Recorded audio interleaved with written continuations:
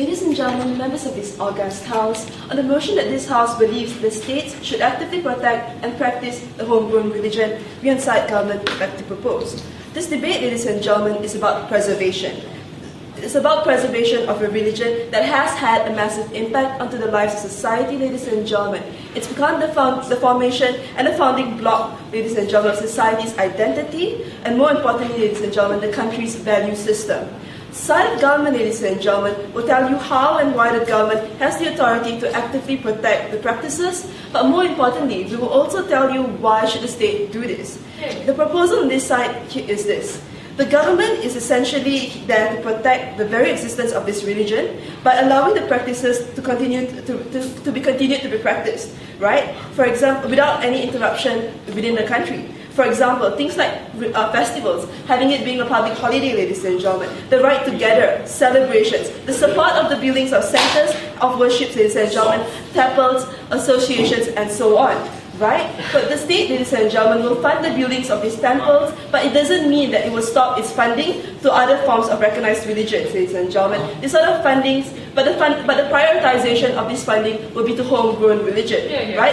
What is the definition of homegrown religions, ladies and gentlemen? It's religions that are recognized, ladies and gentlemen, by the religious body internationally, ladies and gentlemen. Things like Christianity, Shintoism, Islam, Taoism, and so on and so forth, right? But this sort of religion, particularly when it comes when it originates from the home state, right? But let's look in terms of why do we need to protect religion and the inherent cultural link. Why do we need to protect this religion, right? Firstly, the very idea that there's an inherent cultural link to that people of the country, especially in the condition, ladies and gentlemen, when less and less people are practicing this religion. Things like globalization, ladies and gentlemen, things like outside influences, things like the progression in time. We think that the natural protection is now low, ladies and gentlemen. But the idea is this, that the visibility of a particular religion, when it's lower and lesser, ladies and gentlemen, the value also lessens, right? Sit down. When we look in terms of how this religion, ladies and gentlemen, homegrown religions are part of the natural heritage of this nation, ladies and gentlemen.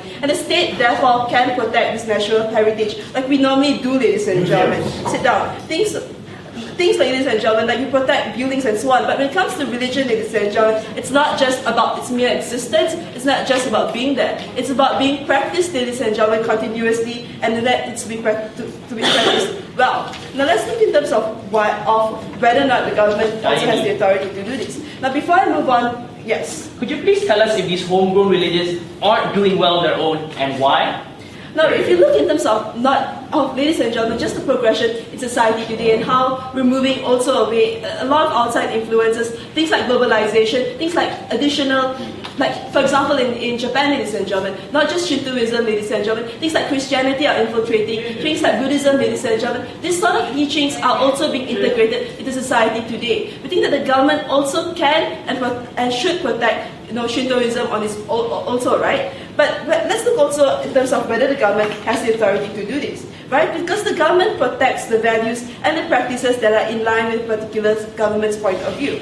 The propagation of the ideals of the government, ladies and gentlemen, it's not new, right? It's not like the state has never done this before. We advocate behaviors. For example, in status quo, we advocate things like you can't smoke or drink or the kind of lifestyle choices that people make. We think that this sort of lifestyle choices go against the state ideals. However, ladies and gentlemen, this proposal does not impose on the idea of the freedom of religion, ladies and gentlemen, and the freedom to practice. So if a particular family want to practice this sort of religion and want to continue to propagate this to their children and so on, despite having this outside influence and also despite having the environment being less and less in terms of the value of this religion, ladies and gentlemen, we think that this sort of family should be able to have this sort of avenue, ladies and gentlemen, but the protection for this religion should be there, right? But let's look in terms of why should the state do it? Because it's related to the particular state's identity, like I've talked to you about. How a lot of it are based on natural heritage on its own, right? When society, like it's the way that society lives in, and the sort of culture, the sort of practices and heritage that society lives in. It's about lifestyle choices, right? That are tied to it. For example, Shintoism, ladies and gentlemen, the Japanese. Well, it's part of Japanese celebration, ladies and gentlemen, the way of life, the idea of respect, the societal taboo, ladies and gentlemen. These are the sort of things that are attached to not just the idea of religion, ladies and gentlemen, but also the way of life, and also their practices, and also the way that they dress, and so on and so forth, right? But we also look in terms of how it's also been identified for a long time. It's been passed on from generations to generations, ladies and gentlemen. We look also in terms of how the state recognizes these sort of things. I'll take you shortly. But we'll also look at how the state recognizes all of this. Like if you look at how, some states would like to declare themselves like an Islamic state or so, or not, right? Because this sort of state recognizes this sort of culture, this sort of religion being part of the culture and part of what the majority of that particular culture may ascribe to, right? So we think that, ladies and gentlemen, the state recognizes, and the state recognizes this sort of religion, ladies and gentlemen, being part of a lifestyle choice. But before I move on, yes? If society accepts other religions and is moving away from the homegrown religion, why is that so bad? But because it's part of a natural heritage, right? We do it on our own level, on so many levels, ladies and gentlemen. It's part of the national heritage, right? If you look in terms of Bali on its own and how Hinduism in Bali, ladies and gentlemen, it's different from Hinduism in India, ladies and gentlemen. It's so much integrated into the part of the Indonesian culture, ladies and gentlemen. We think that this sort of things is particularly unique to the Indonesian culture. It's particularly unique to the kind of architecture that they have, the way that they live, ladies and gentlemen. For example, also in terms of Buddhism in Thailand, ladies and gentlemen, it's different from the original from India, ladies and gentlemen. We think that these sort of things are part of a national heritage, ladies and gentlemen, that are unique to that particular country. We think that the state recognizes this, ladies and gentlemen. The state recognizes the importance of having national heritages, ladies and gentlemen, because it reflects on the part of the identity of the state, and that's exactly why the state should do it and can do it, right? Because that's exactly why the state should actively protect it when you've got outside influences. We don't think that it's wrong in any way, right? But let's look in terms of what have I told you, right? I've told you, ladies and gentlemen, that that the state has the authority to actively protect these practices, but more importantly, the state should do this because religion on its own, ladies and gentlemen, it's not something that's just based on faith, but it's also a lifestyle choice, ladies and gentlemen. It's also the way of life for these people. It's also part of a culture and an identity for the nation. With that, I thank you.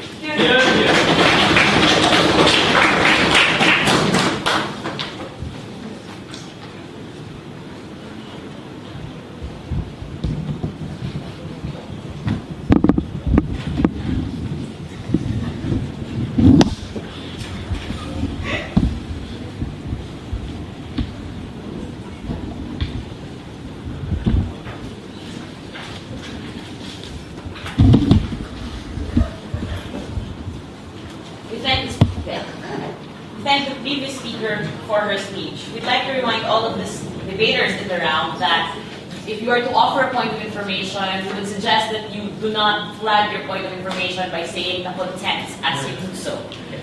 Having said that, we'd like to call on First Negative to open the opposition.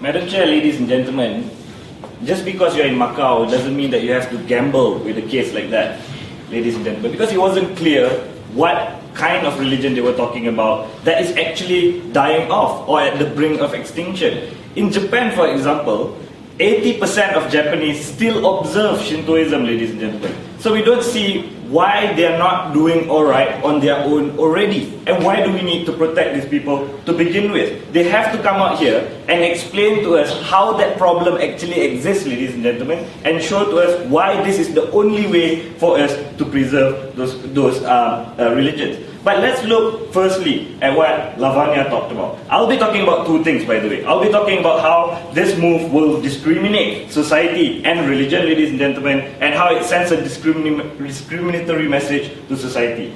But firstly, let's look in terms of rebuttal, right? Lavanya talked about this debate is about preservation of identity. But she has to come out and show to the people in this room that identity is so important to that religion. If society is already moving away from, for example, a particular religion such as Shintoism and going into other religions or evolving, then why are you holding them back from progressing forward, ladies and gentlemen? We think this is an act of holding society back from organic change and moving forward, ladies and gentlemen. So if people are already not accepting this religion, it's their choice to go wherever they want and not, force them to stay and stick with that particular religion. Ladies and gentlemen, then they came up here and talked about, because it is sometimes integral to our culture, and then gave the example of Indonesia and stuff like that. We think that we can still preserve culture with other methods, ladies and gentlemen, such as having museums or including it in history books, ladies and gentlemen. So we think if you want to have that kind of preservation and people don't want to participate in that religion anymore, you put it in a building behind glass doors or glass windows, ladies and gentlemen, so that people can observe history. But ladies and gentlemen, they also talked about this is because of outside influence, right? And we need to stop all this outside influence from influencing people to move away from their culture. This is exactly what they're doing. They are discriminating people and shutting them out from, enlightening themselves from all these other things that could be beneficial to them. We think this is a move by the government to, to make their own citizens dumb because they want to make them live in the cocoon and accept what the government think is right. And we think it is harmful. We also think, ladies and gentlemen, when they come up and say we want to allow things that allow this religion to continue and have their practices such as festivals and celebration. We don't think under status quo we're limiting it, ladies and gentlemen. Under status quo they can have those celebrations and festivals. The only active protection that they propose is funding, which is great. And I'm going to talk about it in my speech, ladies and gentlemen, and the harms of funding a particular religion uniquely. Yes, Rebecca? Sir, if you don't have a problem with, society moving away from this religion, so on and so forth, right? So why in your side you propose to protect or remind people through museums and textbooks? That is also the government's choice of actively protecting them by reminding them.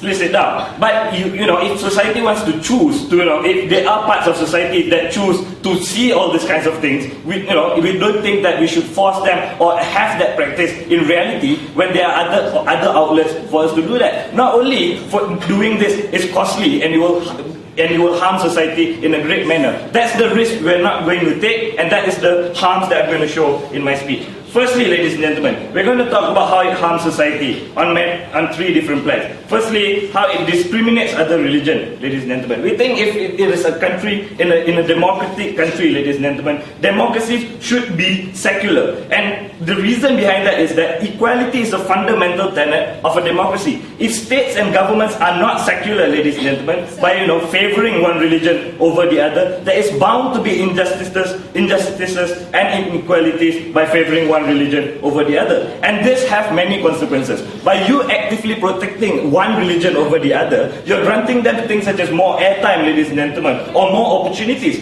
And this, what this is, ladies and gentlemen, is that you are strengthening one religion over the other. And we think this is discriminatory, and this is a position that a government shouldn't take, especially in a democratic society, ladies and gentlemen. But also, it is discriminatory to society at large as well, ladies and gentlemen. If you're talking about funding one particular religion, when all the people in that state that is diverse is funding it to taxpayers' money, ladies and gentlemen, we think it is unfair for you to take away money from their pockets to exclusively spend it on one particular religion. Because the purpose of tax is always to serve national interest, and we think this is not, ladies and gentlemen. This is very exclusive to one particular religion, and it's contradictory to the purpose of tax to begin with. And we think we shouldn't do it. Let's sit down. But moreover, ladies and gentlemen, we think that it sends a discriminatory message to society. How is this so? Let's look at the nature of homegrown religion. Normally, it is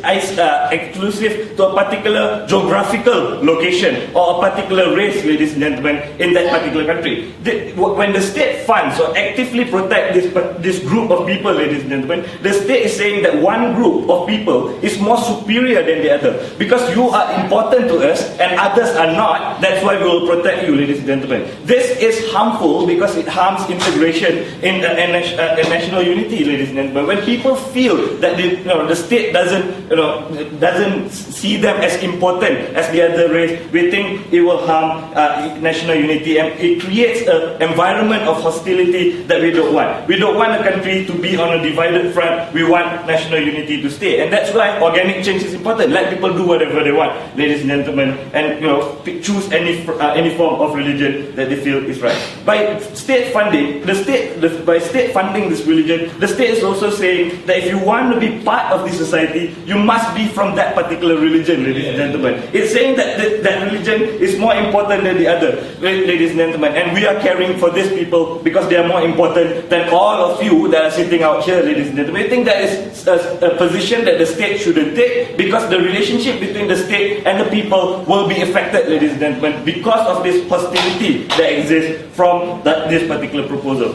All in all, what have we told you? We told you that preservation of identity has to come with a necessity. They have to show why by losing that identity it will be harmful to that state, ladies and gentlemen. They didn't show us that. They didn't show us also which religion is actually suffering from extinction, at the brink of extinction, that we need this particular proposal. With that, we're very proud to oppose this motion. Thank you.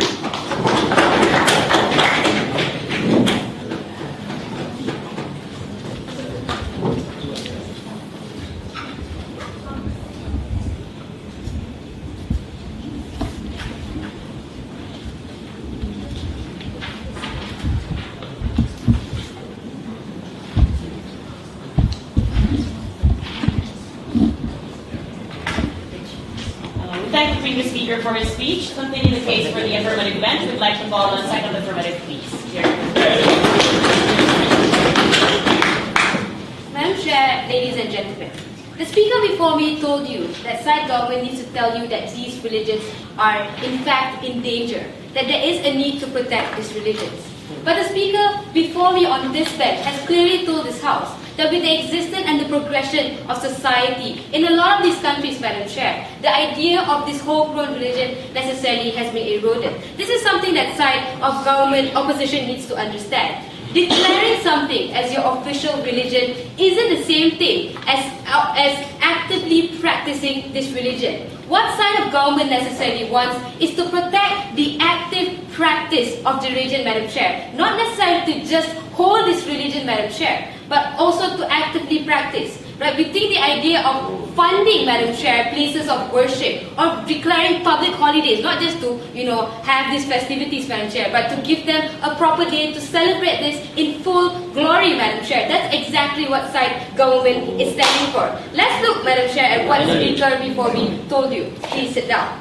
The question that side of opposition needs to answer in this debate to win, Madam Chair, is to tell us what is the harm of the existence of religion, and tell us what is the harm of protecting a homegrown religion. Right? Let's look at the first level. He told us that it would stop people from progressing forward. What is the link between practicing a religion and actively telling people, or actively protecting the choices of people is going to stop people from actually progressing the society?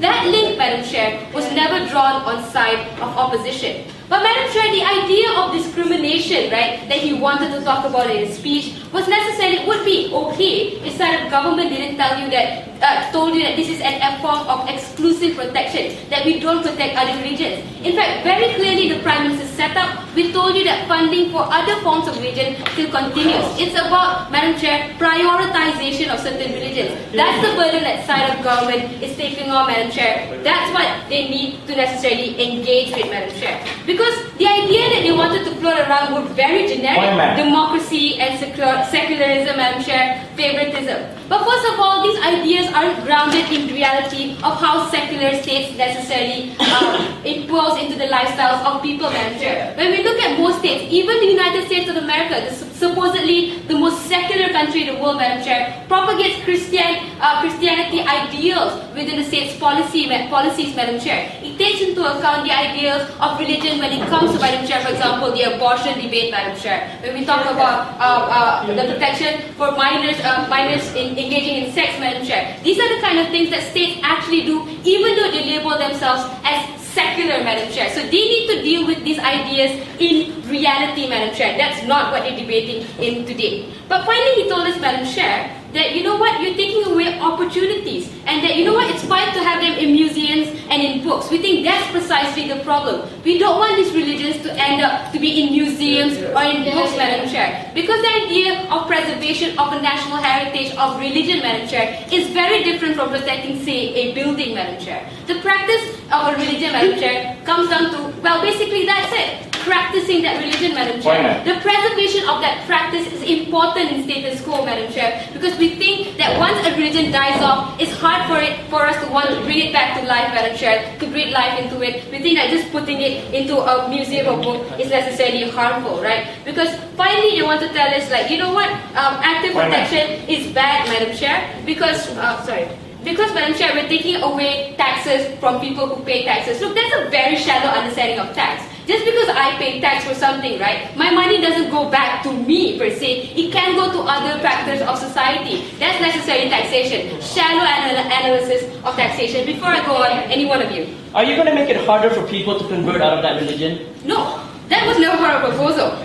Very waste of you, Madam Chair. Let's look at 2 points of substantive in this debate. I'm going to look at first the idea of the value system of the country, right? And necessarily tie back to the idea of religious practices. I'm going to also look at, Madam Chair, the idea of visibility. How necessarily the idea of protection ties back to visibility and necessarily brings back the religion into the public eye and into society. Let's look at the value system of the country. Because we think to remove the idea of religious practices that they want to talk about, Madam Chair, within the good governance of a country is basically hiding behind the veil of secularism, Madam Chair. Because we have to recognize that, and these states need to recognize that religion is an important part of that particular society. To hide behind the veil of secularism and say, look, because we're a secular state, we have no responsibility to religion, necessarily states that the government doesn't have a responsible front in protecting the way of life of a lot of people, Madam Chair, and the way of life of even a minority group, Madam Chair, if the country so,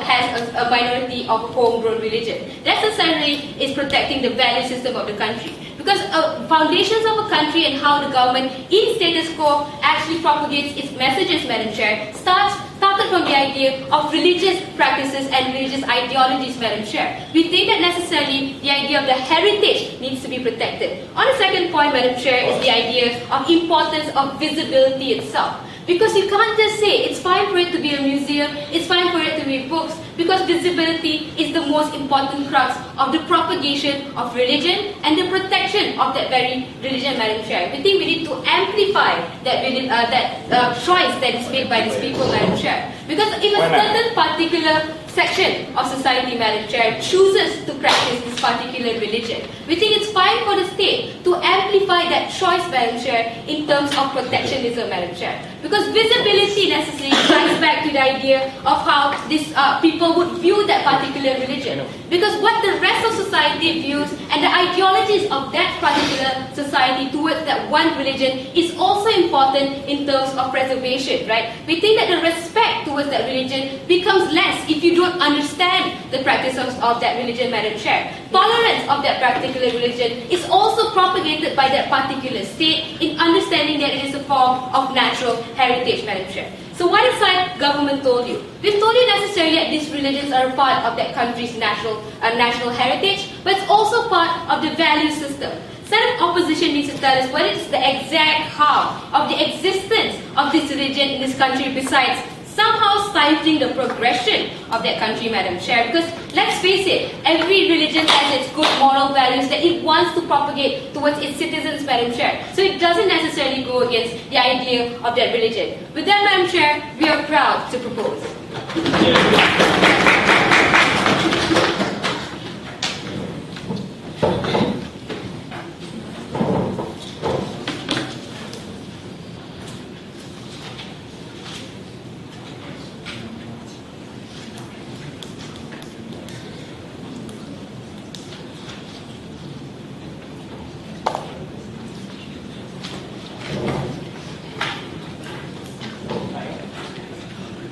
I'd like to thank the previous speaker for her speech. Looking in the case of the negative bench, we'd like to call on second negative, please. Okay.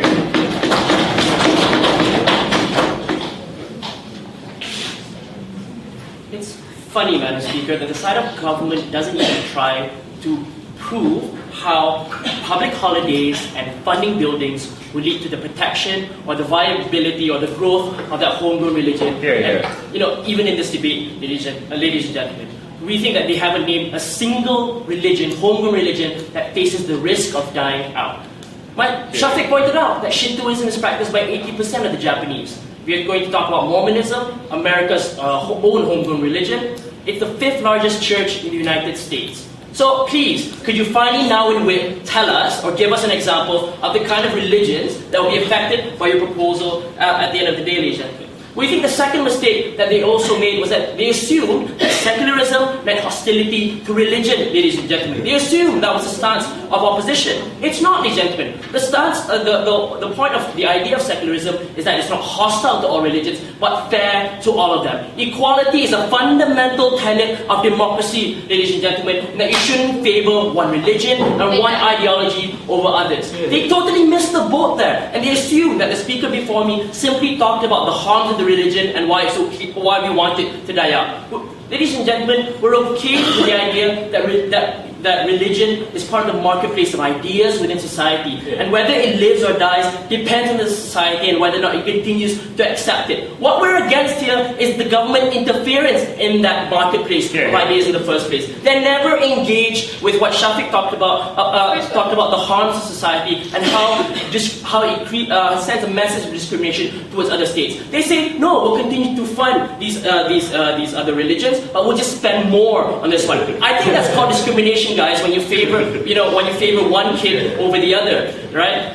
So that's favoritism. So we think, ladies and gentlemen, they've totally missed the boat on the stance of opposition. Maybe they can start responding in wit, ladies and gentlemen. My substantive will be simple, right? Analyzing not only analyzing the roots of secularism. The first one that Shafiq talked about is the reason why secularism exists is because they wanted to protect society from the oppression of one ideology over the other. But the other reason why secularism was also propagated was because the founding fathers in America, for example, wanted to protect religion from the corrupting influence of the state. And I'll show you the harms of how having the state interfere in the practices of one religion. I'll show you 4 harms of that. Firstly, the idea that it creates a superiority complex within that religion. Second of all, it politicizes the religion. Third of all, the religion gets a reputation as an oppressive state tool. Fourth of all, how it gives the religion little incentive to change its practices to be more dynamic with how society is moving today. And they have to show us why it's so, and they still haven't quite shown us how just having a public holiday, kumbaya, one day where everyone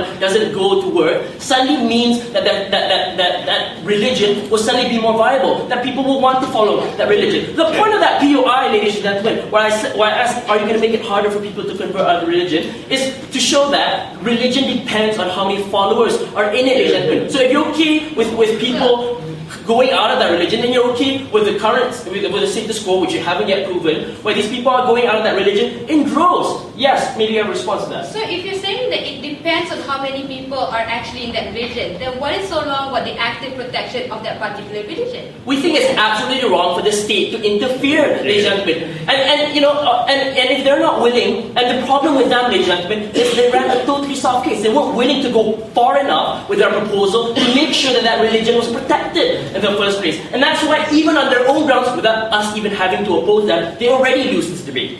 Let's move on to my substantive about how this harms the religion. On the first level, ladies and gentlemen, is that it creates a superiority complex within that own religion, because now it's given the special status within society, by the state, in extra funding, in given extra airtime within society, ladies and gentlemen. This is harmful because firstly, it makes it less likely that this religion will want to compromise or talk to other religions, ladies and gentlemen. In an age of globalization, we think there's a lot of conflict, a lot of clash points between different religions, ladies and gentlemen. Interfaith dialogue and ecumenism only happens when religions operate on an equal or level playing field within society, ladies and gentlemen. And if you inculcate a superiority complex within that religion, it makes it far less likely that they're willing to compromise and recognize that these other religions, that we just agree to disagree as to what happens in the afterlife, ladies and gentlemen. But second of all, is the idea that this religion will be politicized. And what this means is that the religion now be used for political motivation, ladies and gentlemen. In that it will shape the discourse of the country, meaning that the only way for you to be viable as an electoral candidate is if you are of that religion, ladies and gentlemen. And we think it destroys the idea that this religion is separate from the sins of the material world, ladies and gentlemen. We think that essential part of religion is acknowledging that it's pure and that it should not be bound by the lowly, base desires of mankind, ladies and gentlemen. And what this does is it corrupts the basic tenets, not only of the religion, but also makes it far more likely that the people who practice that religion would twist it to serve their own ends. Like for example, in Japan, pre-World War II, Shintoism was used as a policy to advocate the nationalism and the subjugation of other nations, ladies and gentlemen, because it was given special status within society, and that's especially problematic when you're talking about trying to coexist within a globalized world. They're not responsive to the status quo. They're not responsive to what's happening in the world today. Sit down.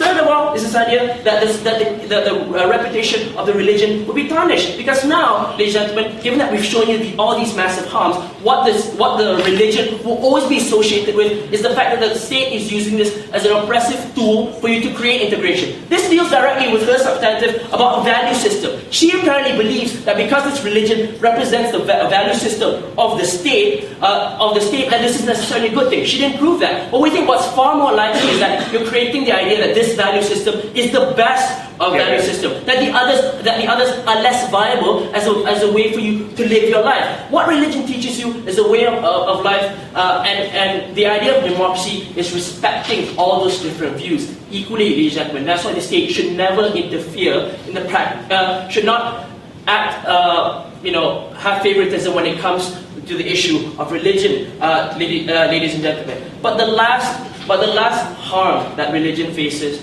is that it remains static, ladies and gentlemen. Because they need to show us what the problem is, right? But if the problem right now is that the religion is not viable to the young people today, then they need to change. They need, if they remain static, then it will die out, like the Roman Catholic Church, ladies and gentlemen, and how it's trying to be more responsive today. For all those reasons, we're absolutely proud to oppose.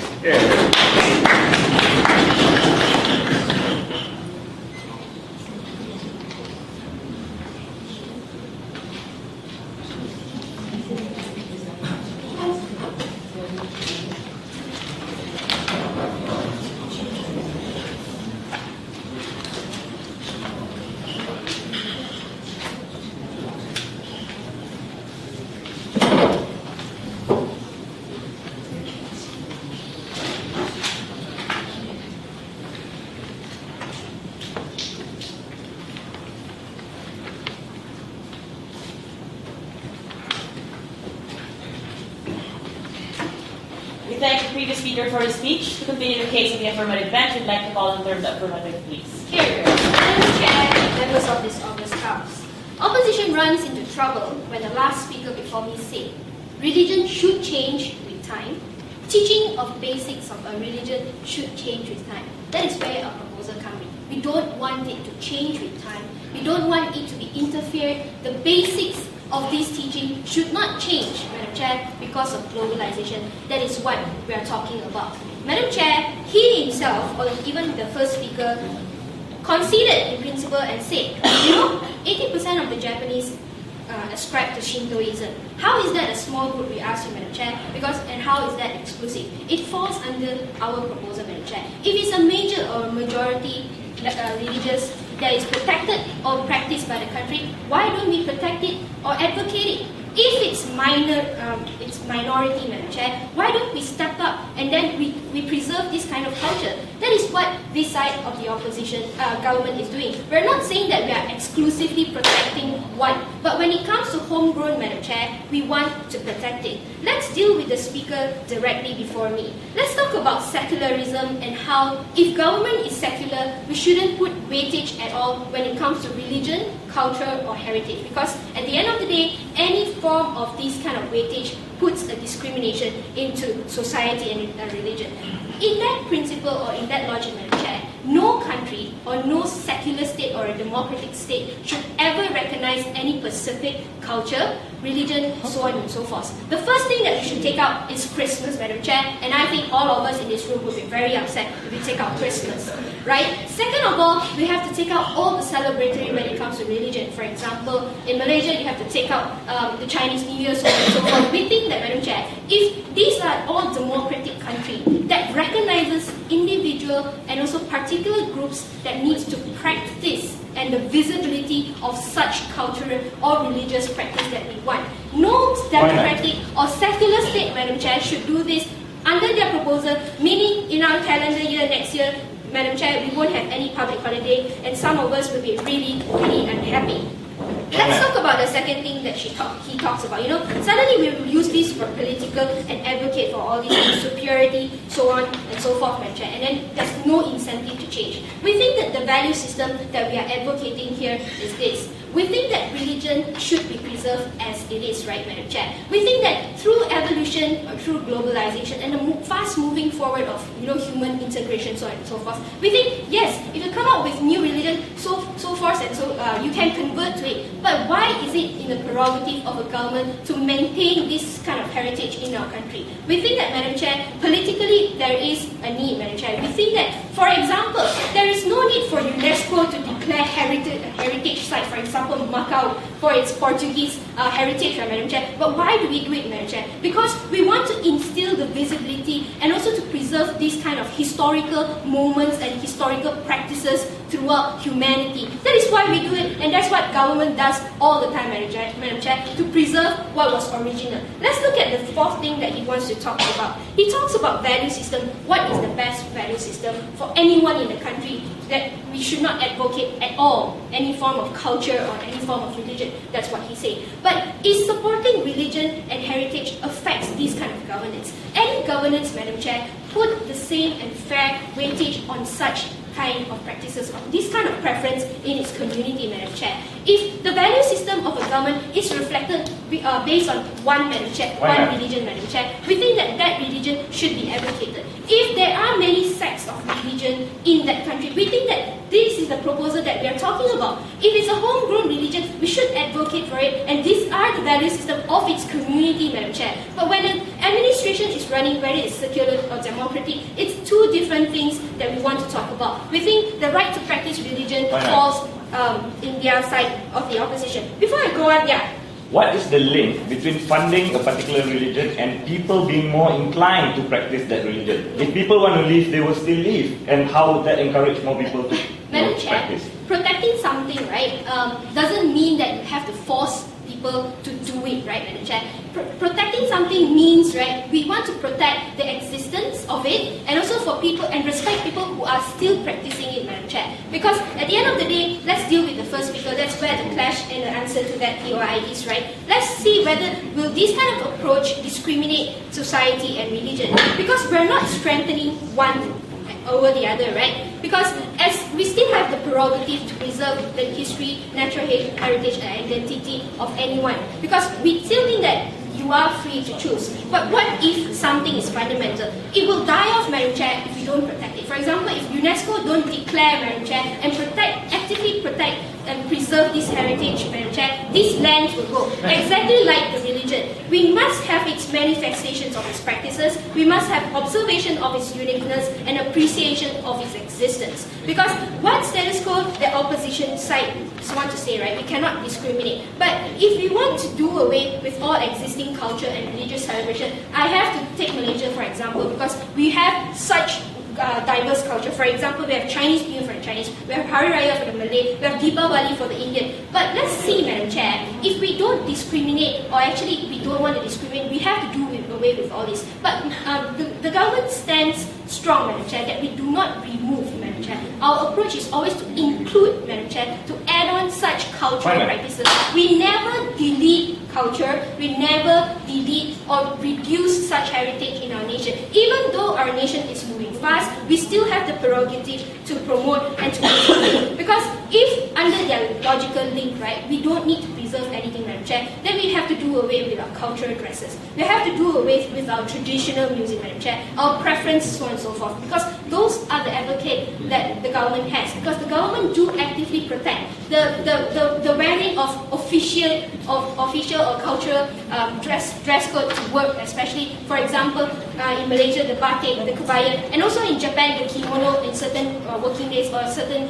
day in a month, Madam Chair. We think that these are the approaches or these are the stance that the government takes when it comes to promoting or advocating or preserving culture, and especially come to religion when it's homegrown. We think it's very important to protect the preservation and the practices of this religion. We think that, Madam Chair, in our approach, we think that the government has the prerogative and has the authority to preserve what is right and what is our history in the nation. We think we're proud to oppose. Thank you.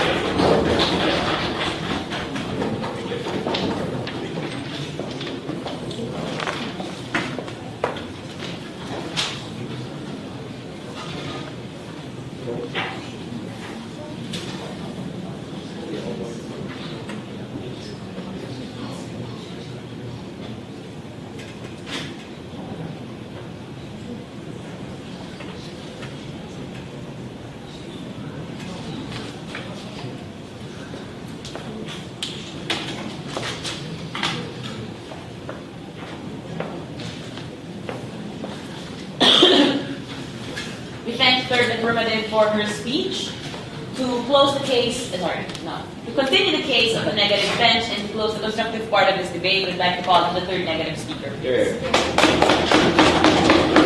Thank you, Madam Chair.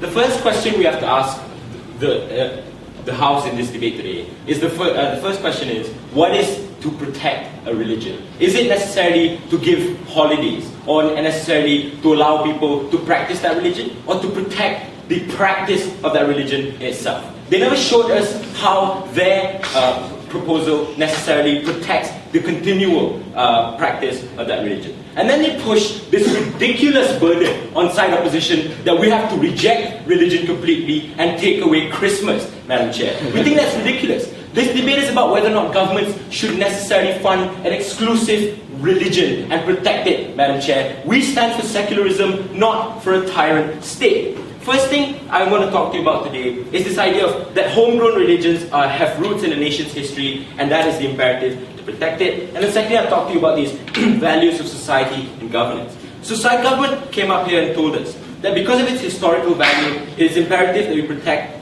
these homegrown religions to prevent it from dying. The first question we ask them is, how is that harmful? But Madam Chair, more importantly, right, our response to this was that the very fundamental factor that ensures an existence of that religion is that it is practiced, right? And if people no longer accept or place that religion to tantamount value within their lives, then maybe that religion should die off and move, and those people should move on to other things, Madam Chair. But still, we acknowledge that that religion may have an importance to a nation's heritage. However, government failed to prove why the historical value of that religion is exclusive to it being practiced, right? Then they give this example of Bali and Hinduism. Exactly, Madam Chair, that's for us. Because in a state, in the most populated Muslim nation in the world that doesn't fund Hinduism, we still think that people there can still appreciate the values of Hinduism in its architecture or in its culture, Madam Chair, without necessarily having to discriminate Islam or other religions within that nation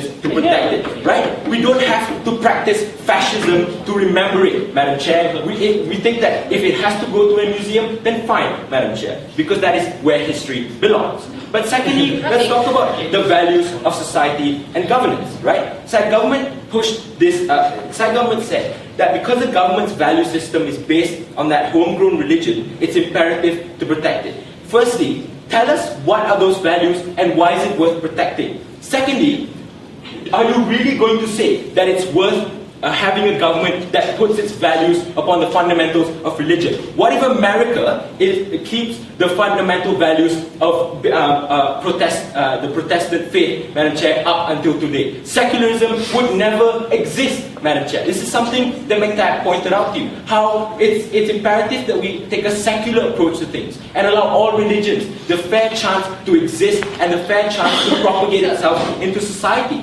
Because we understand the question that if you actively support one religion, don't you actively discriminate and antagonize actively discriminate other religions? And we show to you that how this can harm that religion, other religions from coexisting together. Like in Malaysia, it's so difficult to build a church. That's why you have churches in shop lots, Madam Chair. And this is why the Christian faith, the Christian community in Malaysia is so antagonized, Madam Chair. They're so angry that the government actively funds Islam. Before I move on, yes. Show us an absolute secular state. Because even in US, they still conform to the Bible Belt lobbies and so on and so forth. Because a lot of them are based on the kind of lifestyle choices that society wants to have. Yeah, but hold on. That doesn't mean that the United States actively supports Christianity. Just because they said that, religion talks about tolerance and values, therefore that are the values that government must choose. They're being picky about the kind of values that they want to choose from a religion because they want to hide behind the veil that secularism is harmful, Madam Chair. Because that's what we are standing for. We're saying that all religions have the right to coexist on an equal playing field. Because, Madam Chair, the superiority complex is a very important thing to look at, right? When a government actively funds one religion, then that means that it makes it harder for other religions to exist properly. And then Maytab came up and talked to you about this idea of politicizing that religion, right? But because the followers will use followers of that religion will use the state to support their own motives in pushing that religion forward. And we reject this, Madam Chair, because they didn't have any response to it whatsoever, Madam Chair. Then, what did they come up here and talk to you about, Madam Chair? Then they pushed this idea that on our side we are rejecting religion and we completely disallow any religion from existing. But we say, no, that's not our burden and that's not what we've been saying, Madam Chair. Because what we're standing for is that we're standing that the state should not intervene into private matters such as religion, especially something that is so important to people. We think that when states intervene, Madam Chair, there are great harms that happen. When you actively support or actively fund one race or one religion, that creates a discrimination towards others. They didn't have any responses to this whatsoever. They said, no, you shouldn't be saying that. You should be saying that you reject religion, Madam Chair, and we never said this at all. And we don't think that we have to. Because at the end of the day, right, what are both sides of the House standing for? Side of government is standing for a government that funds a specific belief system, right? We're not even sure what belief system, Madam Chair, because we don't see that religions are dying out. But more importantly, you have to analyze, at the end of the day, right, a comparative analysis between two ideologies. Right, you have to analyze where religion, what is so important about religion. The lowest common denominator of religion are people. And if people don't want to practice that religion, or if people are moving away from that religion, then we think that that's completely fine. But we will not actively discriminate other religions and take away their opportunities to compete in the marketplace of ideals, as McTabb put it. But Madam Chair, side opposition today has provided you a stance that supports all religions and the right to choose your own belief system. We don't think that we need to support a specific religion in order for that religion to go forward and exist, right? Because we think at the end of the day that it's all about society, it's all about societal values and what society values, Madam Chair. And if society no longer values that homegrown religion, we don't think that it's important that society protects it. Thank you.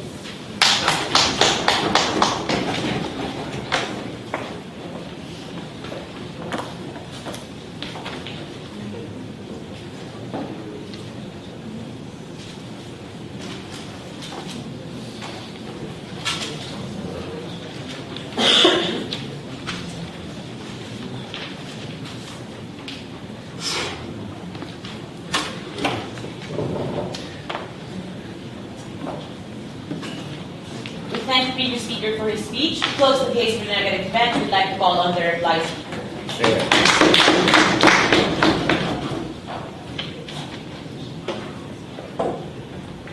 problem with this debate, ladies and gentlemen, was that the side of government never showed us a problem or a dire need. They never really gave us a concrete example of a homegrown religion that is facing such a dire threat to its existence through globalization. They never proved their own case, and for that reason alone, they don't deserve to go through to the Octos. The side of opposition, pointed that out, but we argue even if, right? Even if all those things would lead to the protection, why it's harmful. And therein we see the two major clashes in today's debate. Firstly, the idea of the religion and its value, and the second one is the society and how it will be affected by this proposal.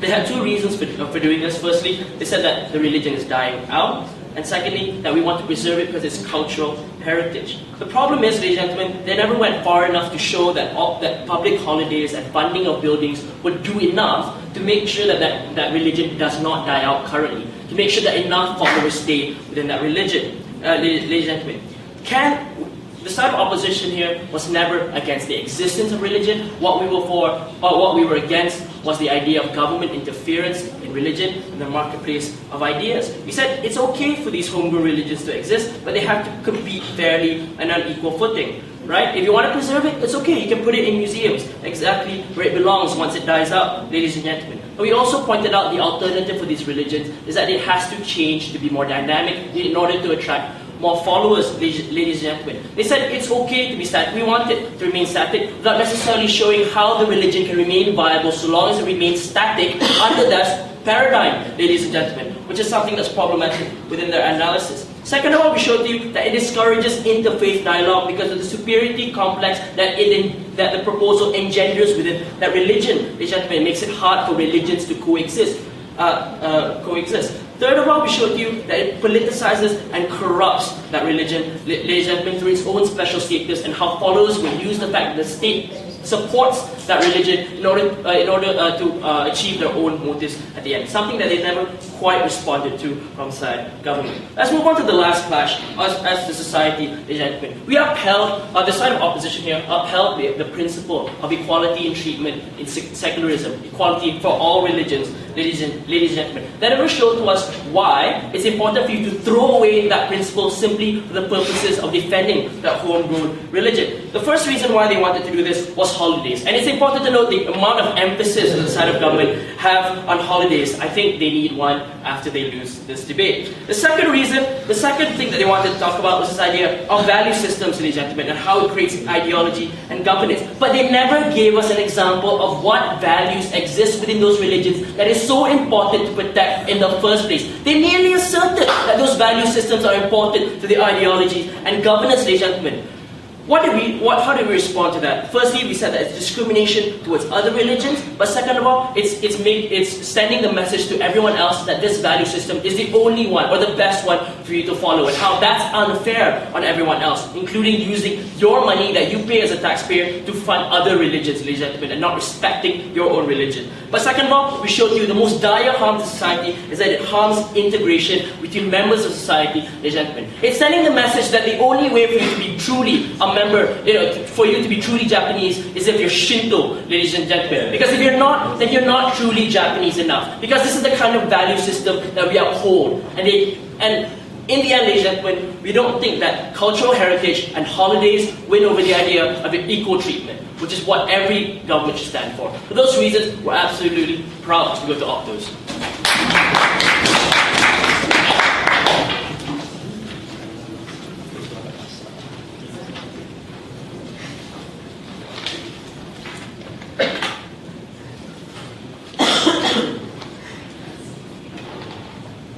Thank the negative reply speaker for his speech and the bench for their case. To close the affirmative case and this debate, we'd like to call on their reply speaker. Madam Chair, ladies and gentlemen, the mistake that was made by side of opposition is to belittle the idea of public holidays for religious celebration. Right? The idea of religious celebrations, Madam Chair, are necessarily one of the crux of how these people practice their religion. We think it's extremely disrespectful for a state, necessarily, Madam Chair, not to recognize this idea that these people deserve to practice this particular religion on that particular day. That's why, Madam Chair, when we tell you even a secular state, in a secular state, the observance of Sabbath, for example, in the United States of America, you don't let people work on Sundays. That's the kind of thing where we say there is no truly secular state in the world, Madam Chair, that doesn't recognize and even in status quo protects the majority religion or a homegrown religion in status quo, Madam Chair. Side of opposition never told you that why this necessarily should stop. But let's look, Madam Chair, at a few ideas that were floated around this debate. Necessarily, Madam Chair, one of the main questions in this debate, Madam Chair, is whether or not religion should still be in society and whether the state should actively protect these religions, Madam Chair. Senate government told you, Madam Chair, that this debate is also about people who choose to be in this religion. That's why, Madam Chair, we think Senate opposition really didn't engage with this on this idea when they told you that, you know what, we have to prove that people won't leave this religion with the active protection. That's not a debate, Madam Chair, and that's definitely not our verdict. We've told you that this is about the protection of people who choose to do so, and we never, Madam Chair, have taken upon the idea of imposition into people's lifestyle. We think what they necessarily do is to impose into the lifestyles of people who choose to practice this particular religion. The harm that side of opposition told you, right, and was very quickly dropped when the first speaker told you that it stops society from progressing. How did they do this, Madam Chair? Not but by just saying it, Madam Chair, without telling us exactly what was the link with this idea. Right? But we also think, Madam Chair, when Miktat told you superiority is an issue, for example, well, that's necessarily negating the idea that every single religion thinks that it's superior in the first place, Madam Chair, regardless of any form of funding that you would give them, Madam Chair.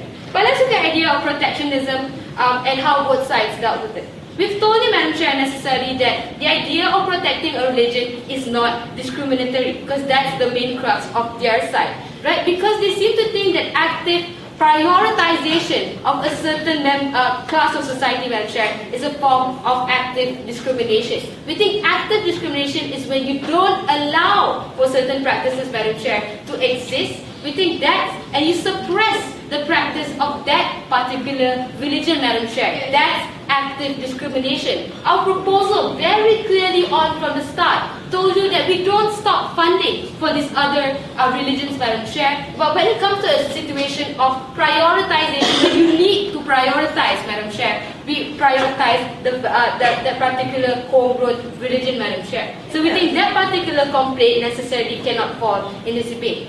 But at the end of the day, Madam Chair, what is side of government told you? We've told you that the value systems of a country necessarily are part of that particular homegrown religion. We've told you that the identity of that particular country is part of that homegrown religion. There's a reason, Madam Chair, why heritage, there is the practice of preservance of heritage. But we think that shouldn't just be with buildings, Madam Chair, the way the UNESCO has national heritage sites. It should be with the very way of life of people, Madam Chair. A way of life that has been practiced for a long time. And that people shouldn't look down on other people who still choose to practice this particular religion. We've told you the idea of visibility and amplification, but that would necessarily help in terms of tolerance and understanding of that particular religion, something they've totally dropped in this debate, Madam Chair. So side of government, Madam Chair, is very proud to propose. Thank you. Thank everyone for their speeches. Would like to invite everybody to please cross the House. Will it be announced here or then?